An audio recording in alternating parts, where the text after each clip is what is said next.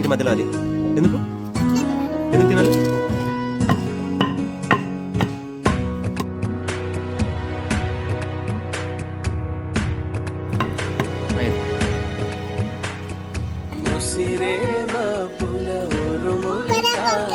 కరివేపాకు చట్నీ బాగుంటుందా? అందులో చేదుగా ఉంటుంది కదా కరివేపాకు చట్నీ.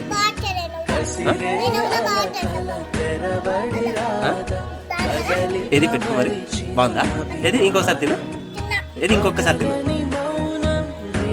ఏది ఇటు చూడు ఇటు చూడు ఇటు చూడు, బాగుందా?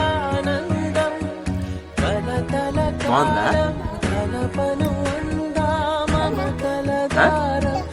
ఏంటి